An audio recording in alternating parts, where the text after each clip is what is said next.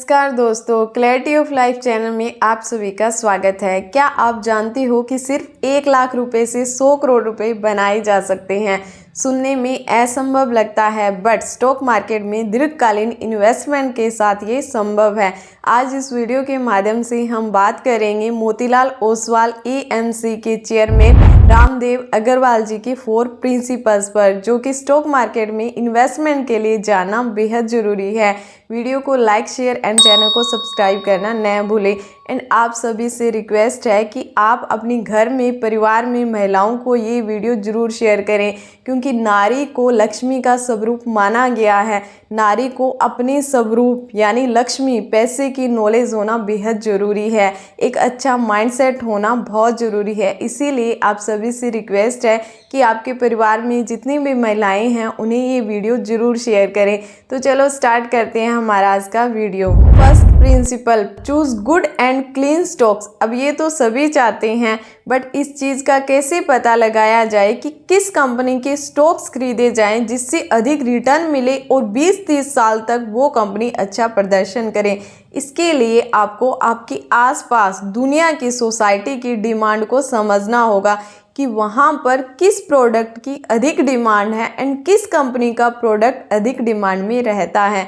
आपको इसके साथ साथ कंपनी के 2-3 साल पहले का एनालिसिस करना होगा, कितनी ग्रोथ हुई है, क्या क्या उसकी सिनेरियोज हैं, आपने उन सभी को समझना होगा। आपको समझना होगा कि कंपनी क्या सर्विस देती है, क्या प्रोडक्ट बनाती है, क्या उनकी फ्यूचर प्लानिंग है, क्योंकि कायदे के अनुसार आप उस कंपनी के स्टॉक नहीं खरीद रहे हो, आप उस कंपनी में अपनी हिस्सेदारी को साझा कर रहे हो। इसीलिए आपको उस कंपनी की नॉलेज होना अति आवश्यक है। आपको पता होना चाहिए कि कंपनी के जो प्रमोटर हैं यानी कंपनी के ओनर हैं, उनकी स्टॉक होल्डिंग कितनी है। यदि उनकी स्टॉक होल्डिंग है वो धीरे धीरे घटती जा रही है तो वो आपके लिए रेड फ्लैग है। इसके लिए बहुत सारी ऐप्स हैं जिनका आप यूज़ कर सकते हो, जैसे मैं Skinner.in। यदि आपको इससे भी बेहतर किसी ऐप का या वेबसाइट का पता है तो please write in comment section, आप अपना सजेशन दे सकते हो ताकि सबको इसका बेनिफिट मिले। But keep in your mind कि जब आप किसी कंपनी के स्टॉक परचेज करने जा रहे हो तो आपको उस कंपनी की प्लानिंग प्लस में उसकी बैक हिस्ट्री क्या रही है, करंट में उसकी क्या पोजीशन है, इन सब बातों को आपको पता होना चाहिए। Second principle, growth over value. आप कितने लंबे समय तक किसी स्टॉक को होल्ड करके रखते हो, उसके साथ साथ ये भी बेहद ज़रूरी है कि वो पर्टिकुलर स्टॉक आपको कितना रिटर्न दे रहा है। इसीलिए आपने उस कंपनी के स्टॉक खरीदने हैं जो आपको लंबे समय तक एटलीस्ट 10 से 12% तक के रिटर्न दे। आपने बहुत अधिक के चक्रों में नहीं पड़ना है। कायदे के अनुसार एक व्यक्ति सिर्फ 4-5 बिजनेस मैक्सिमम अच्छे तरीके से कर सकता है, उसी प्रकार से एक इंसान 15-20 कंपनियों की रिपोर्ट एनालिसिस का मॉनिटरिंग कर सकता है, उसे अच्छे से समझ सकता है। इसीलिए आपने मैक्सिमम 20, उससे ज़्यादा नहीं जाना है, उतनी ही कंपनी के आप स्टॉक परचेज कर सकते हो। वॉरेन बफेट के अकॉर्डिंग यदि आप 3 अच्छी कंपनियों को पकड़ लेते हो, वो आपको अच्छा रिटर्न दे रही है, तो वही 3 कंपनियां आपको करोड़पति बना सकती हैं। यदि आप 5 ऐसी कंपनियों को पकड़ लेते हो जो आपको 12% से अधिक का रिटर्न दे रही है, तो आप अपनी लाइफ में बहुत अच्छा कर सकते हो। दूसरा, आपने गुजराती कहावत सुनी होगी कि भाव भगवान से। यहाँ पर इन्वेस्टमेंट में ये रूल भी काम करता है। भाव मीन्स कहाँ आप एंट्री ले रहे हो और कहाँ आप एग्जिट ले रहे हो। It is very important, because आपको पता होना चाहिए कि किसी पर्टिकुलर स्टॉक में आप एंट्री लेने जा रहे हो तो कहाँ एंट्री ले रहे हो, कहाँ आप एग्जिट हो रहे हो तो आपका एग्जिट किस पोजीशन पर है। बिकॉज यदि आप जो हायर पोजीशन है उस पर एंट्री लेते हो एंड आपका स्टॉक गिरता जा रहा है, यहाँ आप एग्जिट लेते हो, तो इन बिटवीन आपको लॉस का सामना करना पड़ सकता है। तो third principal, power of compounding. Compounding यानी चक्रवृद्धि एक ऐसा सिद्धांत है जो निवेश में जादू की तरह काम करता है। इसे हम एक कहानी से समझते हैं। एक राजा को पड़ोसी राजा द्वारा गिफ्ट भेजा गया। गिफ्ट क्या था? Chess board. राजा को वो चेस बोर्ड बहुत पसंद आया। राजा ने उस दूत से कहा कि मुझे राजा द्वारा भेजा गया ये गिफ्ट बेहद पसंद आया है, मैं बदले में आपको क्या दूं? उस दूत ने कहा कि मुझे कुछ नहीं चाहिए, बस जो इस चेस बोर्ड में जितने ब्लॉक्स हैं उसमें आप चावल भर दीजिए। बस कंडीशन ये है कि दूसरे ब्लॉक में पहले से 2 गुना चावल आपने भरने हैं। राजा जी मुस्कुराए। उन्होंने कहा कि इतना आसान?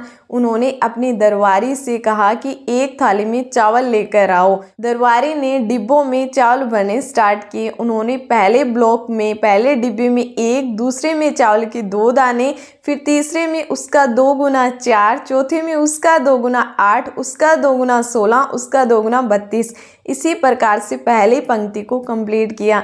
जैसे ही राज दरबारी ने पहली पंक्ति कंप्लीट की, अब राजा को एंड वहाँ पर जितने भी मौजूद लोग थे उन्हें धीरे धीरे समझ में आ रहा था कि ये पहले इतनी आसान नहीं है।